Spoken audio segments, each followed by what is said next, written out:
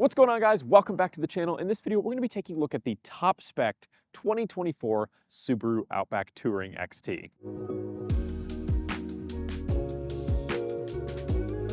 So I've already taken a look at the limited XT on this channel. If you guys are interested in that trim level, I've got a whole video talking about it. But in this one, we've got the top of the line Touring XT right here. Absolutely beautiful. And we're going to talk about all of the features that this vehicle has to offer, and then the couple features that you get on the Touring that you don't get on the limited, so that I make sure you are fully informed when choosing which Outback trim to get. I also made a secret features video on the Outback. If you're interested in that, I'll have it linked in the description, as well as what I'm hoping we see when we get a refresh 2025 Subaru Outback, or later, we'll see. But I've got links for all of that down in the description, so definitely watch those videos after you watch this video on the Touring XT. But let's go ahead and jump into it. First and foremost, you'll notice we have this beautiful crimson red pearl color.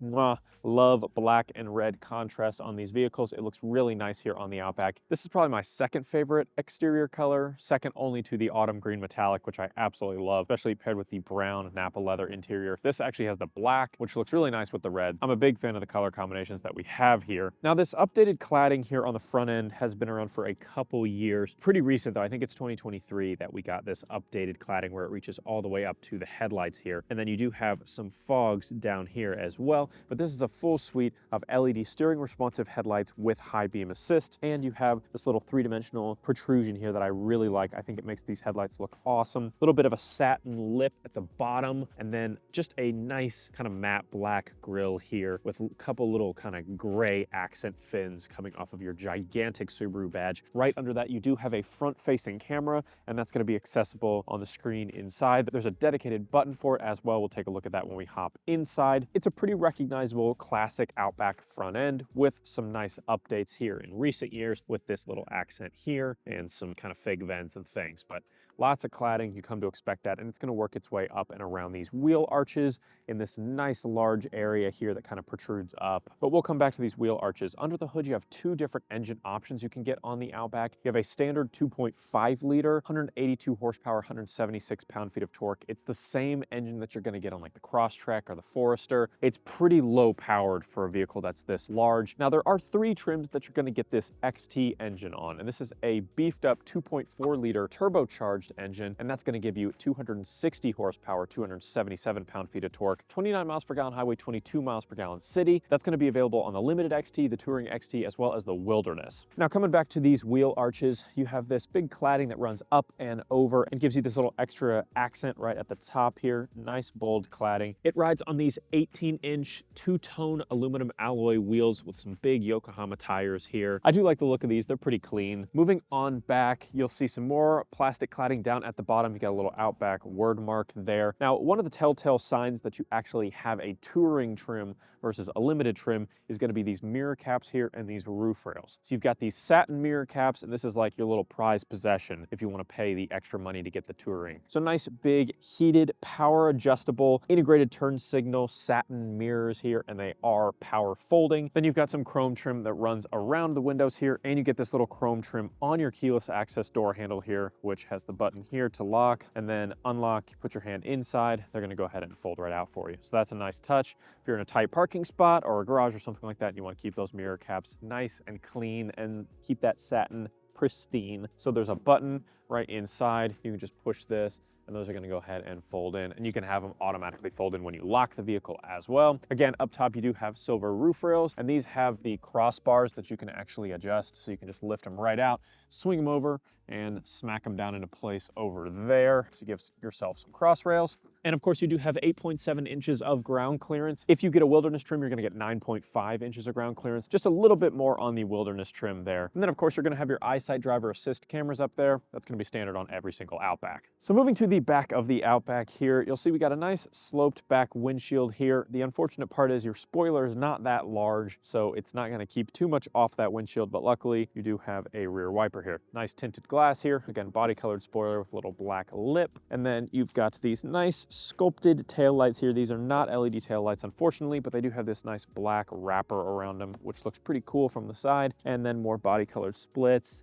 some plastic cladding here, a little bumper applique, some parking sensors, a little satin diffuser at the bottom, some reflectors, and then you've got your exhaust right there. Now, Subaru badging, symmetrical all-wheel drive badging, very big Subaru badge here in the center, Outback badging, and then your big Touring XT badging, so people know you have more money than them. Rear view camera right here. Another thing that really sets the Touring apart here is if you actually look up here on top of the roof, you'll notice this little fin here. It actually has a camera built into it. So this is going to connect to your rear view mirror and work as your rear view mirror camera. In the past, it's been under the glass inside of the cargo area facing outward, but I guess they thought you could get a better view from the top of the vehicle here. So it's up there, and it's a nice little secret camera there on the Touring only. So rear view camera down below, rear view mirror camera up top on the roof. And then a push to open tailgate, but it does have an easy opening feature as well. You can lift that right up. It is a power tailgate, obviously. You got two buttons, one for closing and then one for locking. LED light inside here, which is always nice to have, especially at night. And then you've got a big cargo area back here. Nice all-weather floor mat. You've got your cloth mats back here, your all-weather floor mats here. You've got some handles so you can drop your second row seats just like that. You got a cargo shade, and it has this little like tilting feature to where if you push it with one finger, it'll slide up and give you quick access. You've got your Harman Kardon speakers back here. You have a tire up underneath with all of your tools and whatnot. It's kind of a two-part area back here. Tires all the way at the bottom there. And this is a large cargo area. About 33 cubic feet with the second row seats up. You fold those down, you get about 76 cubic feet of cargo space. So quite a bit of space back here. You've got hooks, you've got room for a cargo net, you've got some little pockets that are net over here. You've got a 12-volt outlet, tons of functionality back here, perfect for camping, groceries, moving boxes, day-to-day life. It's got you covered, no issues. But we can go ahead and close this up and hop inside the cabin.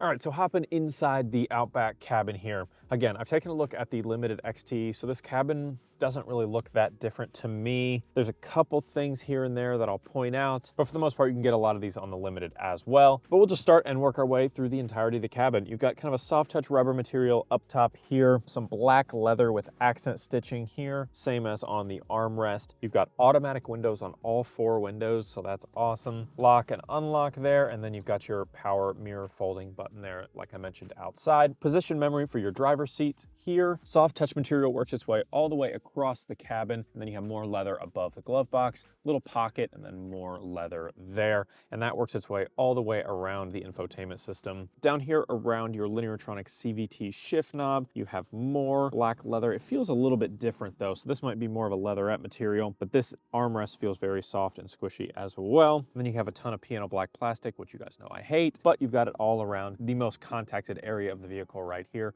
which just makes complete sense to me. And then pretty much from knees down, you basically just have hard touch black plastic, just what you're gonna get at this price point. Then you do have a leather wrapped steering wheel here. It is heated, feels really good. Nice contrast stitching as well. But vents over here on the left side, a couple buttons and dials, nothing too crazy, honestly, for this being the top spec model. Lights, wipers back here. Past the steering wheel, you have two analog gauges and then one little driver information cluster. And it'll show you things like what gear you're in, you know, your adaptive cruise systems, your lane centering, trip calculator. You've got your media controls on the left side of the steering wheel, paddle shifters on the back for your manual mode, and then you have your adaptive cruise on the right side with your lane centering button as well. Heated steering wheel button in the back here, push to start behind the steering wheel. You know I absolutely love when they tuck it behind the steering wheel. More vents here, and then you have your driver focus system up here. That's this little bar here. It actually scans your face so it can recognize the driver. It'll do things like alert you when it thinks you're not paying attention to the road. Those kind of things can be annoying, but helpful. But it also has a nice driver recognition feature where you can set up different profiles, and then when different drivers get into the car, it scans your face. It will auto adjust your seating position, your mirror position. It's awesome. I talk about it a lot in my secret features video. If you want to watch that, again, I'll have it linked below. Past that, you have this massive 11.6-inch infotainment display. This is Subaru's most up-to-date Starlink system. It has its pros, it has its cons. I've talked a lot about this system. I think overall, it's got some nice functionality. It's just so laggy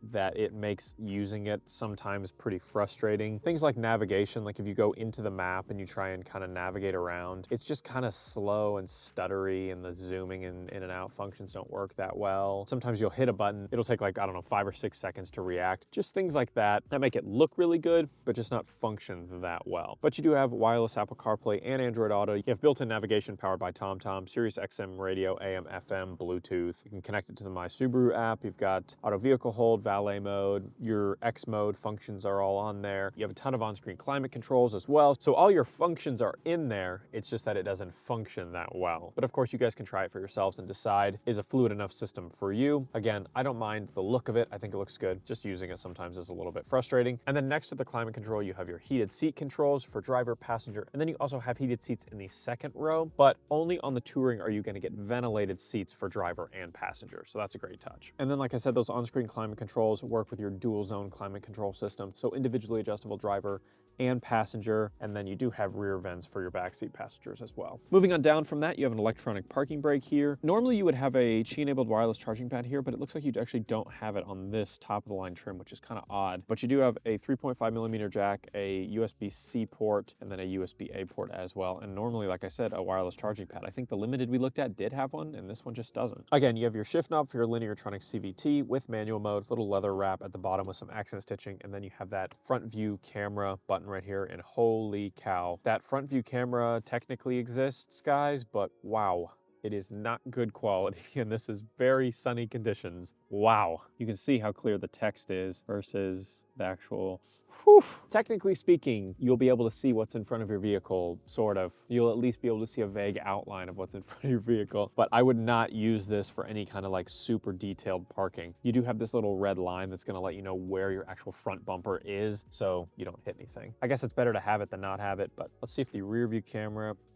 pretty much just as bad. Subaru really needs to focus a little bit in on making their cameras look a little better, because that's just not acceptable for a car in 2024. Two cup holders here that have these little pucks inside, so you can put shorter drinks or taller drinks or whatever you need. Then this two-part armrest here. If you pull this first tab, it just gives you this little flat rubberized pad. Shut it, pull the other side, get access to a decent size center console. It's not huge. You do have a 12-volt outlet in here, and then to go after their target demographic, you do still have a CD player here, which is great if you don't want to connect your phone wirelessly and you'd rather use your CDs. You have that.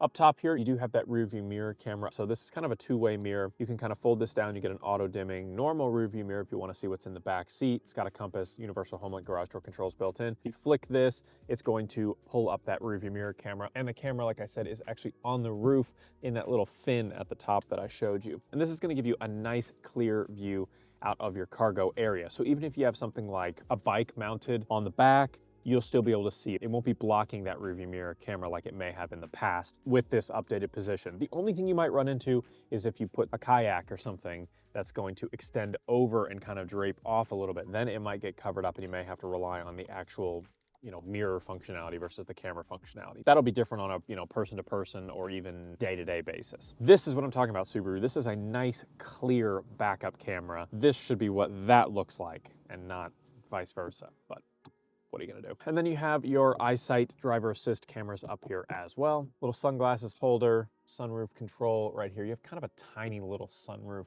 there, and then you've got your LED dome lights right here as well. Tan liner up top. Now, as far as the seating surfaces go, these are a black Napa leather seat with these perforations down the center. You have some gray accent stitching around them. They're nice and bolstered, super comfortable seats. You do have thigh support only on the driver's seat. Unfortunately, it slides out, but thigh support is awesome. If you've never had it, you should try it. You won't go back, especially if you're taller or have longer legs. The driver is a 12-way power adjustable seat with 4-way lumbar support and position memory. The driver is an 8-way power adjustable seat. And like I said, heated and ventilated for the front seat passengers, heated for rear seat passengers. And then of course you do have your Harman Kardon premium audio system as well. All right, and then hopping into the back seats here of the Outback, plenty of space back here. I had my seat pretty far back as a 6'1" driver, and I've got, I don't know, 2.5 inches of leg room, very good headroom. Nice big hump in the roof here to give you that extra headroom. If I pull my beanie down a little bit, plenty of headroom, good shoulder space. You could fit 3 adults back here for a extended period of time. 3 kids, absolute dream back here. You've got pockets, plenty of storage space on both seats. You've got cup holders over here. Nice door materials here as well. Automatic windows, handles, lights, vents, like I said, heated, awesome for your outboard seats. Then you have one USB-C and one USB-A port as well. This center portion folds down here, gives you 2 more cup holders and a nice armrest. Like 2 adults back here in this configuration right here. Absolutely great. Super comfortable ride, like I said. And there's these little handles right here. I'll give you a little close-up so you can see them. But if you pull those handles, you can actually recline your seats a little bit. So you can get super comfy in these seats. Absolutely awesome back here. Can't say enough good things. It's really comfortable. All right, let's take the Outback for a test drive. So again, I have test driven the Limited before. It was a Limited XT, so it has the same XT engine, so the same 2.4 liter. And I've driven this 2.4 liter on other Subaru vehicles before. It has a specific feel. You can get it on the WRX. And since it is a turbocharged 2.4 liter as well as paired with that CVT, you have that noticeable turbo lag and CVT lag. So once you hit the gas, it takes a second, but once it gets going, it'll go. So let's go ahead and give it juice right here.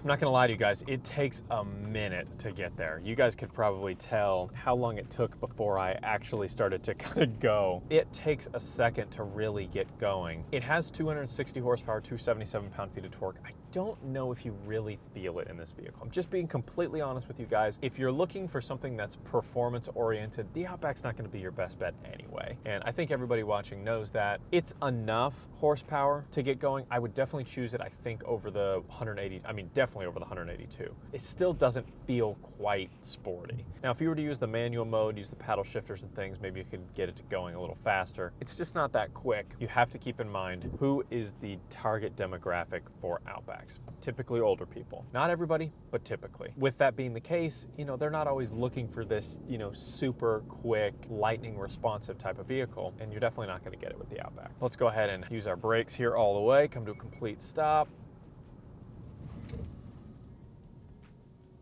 I didn't push all the way down because I didn't want to freak people out next to me, but brakes feel good. A lot of gripping power there. Auto start-stop engine, obviously, but I really like this rearview mirror camera. But while we're at a stop here, let's go ahead and talk about 3 things I love and 3 things I hate. And we'll start with the 3 things that I hate. You guys can probably tell, first and foremost, this infotainment display. I kind of ragged on it a little bit earlier, and again, it's not that it looks bad by any means. Functionally speaking, it's really not fun to use. And that's the nicest way that I can put it. It's laggy, the input doesn't always get picked up, sometimes you have to hit buttons multiple times. All of your main functionality is behind touch buttons, so you really got to kind of fiddle with it when you're driving. There's not a lot of physical buttons. That part of it doesn't really bother me, but it's the lagginess that bothers me. And I understand why people get annoyed with car infotainment centers, because for the most part, they're really bad to use. This isn't just a Subaru thing. There's plenty of other manufacturers whose infotainment centers kind of suck. Subaru's just also in that group. And I think theirs just stands out a little more because it looks kind of futuristic because it's huge, right? It's not some dinky little 8-inch touchscreen. It's this big tablet vertical style display. So you're like, oh, this is gonna be really fun to use, and it's just not. So that's the first thing. The second thing is, we pretty much already talked about it, and that is just the lack of power. I just don't feel like it's fine, right? It's not terrible. Like, don't get me wrong, this is faster than most Subaru vehicles, right? It just still doesn't give you that exhilarating feel to drive. And again, not the target demographic. Don't get me wrong here, I understand that. Just saying from a vehicle dynamic standpoint, it's not that fun to drive. But it is better than the 2.5 liter, I'll say that. Now, if they put this 2.4 liter in the Crosstrek, now we're cooking. And then for the third thing that I just really hate about this car, and it trumps all the other ones, is how absolutely terrible the camera quality is for not only the backup camera, but your front-facing camera. I've been looking at this rearview mirror camera the entire time I've been driving. That camera is crystal clear quality. Why did the other 2 cameras look like my original flip phone from 2008? Why? You already have the technology. It's right here. Put it in the front and in the back. It makes no sense. The camera quality for the front camera and the back camera is abysmal. Cannot stress it enough. If you guys get in one of these and then you hop into basically any other manufacturer, you're gonna be like, that was terrible. Why? They've got to fix that. But now let's talk about 3 things that I really like about the Outback. First and foremost, although the interior is very simplified, I actually think it's pretty nice looking. Now, I prefer the Napa brown interior versus the black leather interior. That's always been my preference, paired with that autumn green metallic color. It's like a caramel apple. It's absolutely awesome. Cannot beat it. And I really think it's a good looking interior. I think Subaru has done a really good job. Now, if they took this same level of comfort and look and modernized it a little bit, it would be basically perfect. For number 2, I absolutely love this rear view mirror camera. This is something I really haven't experienced in Subarus too much. It's pretty new. They've had it on the Ascent for a while, but here in the Outback, it's relatively new, but it's huge. Like a lot of other rear view mirror cameras are kind of small and dinky. This is a big rear view mirror camera with some nice customization, HomeLink garage door controls, compass, all that. It's massive. It's a big, big mirror. Again, crystal clear quality. It looks awesome. And then my third favorite thing about this vehicle is just how good the visibility is. You've got pretty small A-pillars, all things considered. You do have a pocket window here, but a very tiny little crease between the two windows. Just so much visibility. Huge front glass. Again, that rear view mirror camera. Big windows, you got a sunroof, the cabin just feels bright and airy, and every Subaru that I've driven, aside from maybe like the BRZ, which doesn't even really count, has unbelievable visibility. Can't say enough about it. I've always been impressed with it, and it's something you notice when you jump from other mid-sized wagons and then go over to the Outback. You'll just notice how big and visible and clear everything is. It's awesome. But let's go ahead now that we've hit the highway and get a sound test here. We'll turn all of the air conditioning and everything off. And again, this is at highway speeds. I'll shut up and let you listen.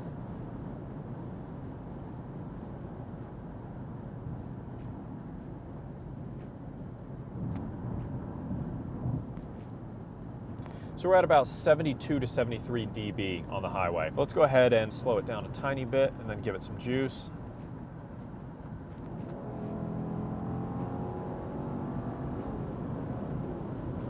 So like I said, you definitely notice that lag, just this little hesitation, but when you're up at these speeds, once it punches and you can really give it some juice, like you feel it. It's perfectly acceptable for passing. Highway driving's totally fine. And while we're up here, we can actually use our lane centering. Go ahead and set that, and you can see the wheel does a good job of self-correcting, keeping me in the center of the lane here, keep me away from the car in front of me with that adaptive cruise. It's a great system, although it will yell at you to keep your hands on the wheel. This isn't a hands-free driving system, it's just a driver fatigue assistant, basically. But we'll get off the highway here and head up to the main kind of just city streets here and get another sound test. But now that we're coming to a complete stop, we can hear what it sounds like at idle.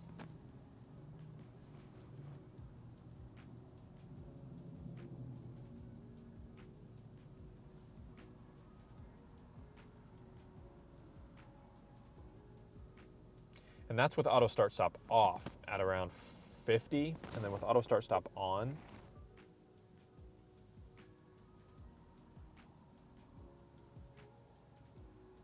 so that's just dead quiet, around 44. Pretty good, pretty quiet. But that is a pretty noticeable difference between idle and highway driving, about 22 dBs. But let's go ahead and cruise on the city streets and we'll get one more sound measurement. And while we're at this stop, like I said, infotainment, not great. Steering wheel feels fine. Steering feels fine. You know, the Outback is pretty responsive. It's a softer suspension. You don't feel a lot of bumps and things. It's meant for family hauling and comfort, designed like that. Nice ground clearance, again, with that 8.7 inches. And you've got a nice leather wrap steering wheel, paddle shifters. It's heated 360 degrees, which is great. Lights and wipers are easily accessible there. All of your media controls are easily accessible. Heated steering wheel button on the back there. Everything is within reach for the driver. The only thing that's really going to be annoying to some people is that you do have to do most of your functionality, climate control, radio controls, all that kind of stuff, using the touchscreen. Some people love it, some people hate it. Doesn't bother me as much, but I think if you're trying to do something that's pretty specific and finicky, it could be a little bit challenging. Again, visibility is great. You feel like you're driving like as safely as possible,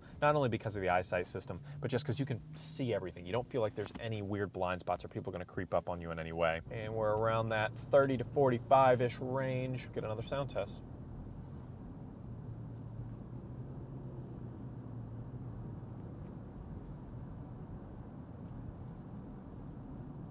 So we were about at 60, maybe a tad under 60 dB on city streets. So pretty quiet cabin overall. Highway, I think you do get a decent bit of road and wind noise, which is kind of surprising. From all that I've understand about the Outback, it's a pretty well sealed cabin, but I felt like I heard a lot of wind and road noise, and I feel like it probably translated over the camera as well. Just something to keep in mind, but gave you all the numbers there so you can kind of see the difference, you know, between idle and city and highway. Hope that helps. I think overall the Outback's a pretty enjoyable vehicle to drive. It's not the best looking vehicle. It's not the most sporty vehicle. It doesn't have the best infotainment center, but I think it does most of those things well. So therefore, therefore it's a very well-rounded vehicle. And I think a lot of people appreciate that. Obviously Subaru owners do. That's why they buy this thing like crazy. So thanks so much for watching, guys. Drop a like in the video if you loved it. Tell me in the comments down below, what do you think about this beautiful crimson red pearl 2024 Outback Touring XT? Let's talk about it down in the comments. And don't forget to hit that subscribe button to be among the first to see every single new video the second I hit publish.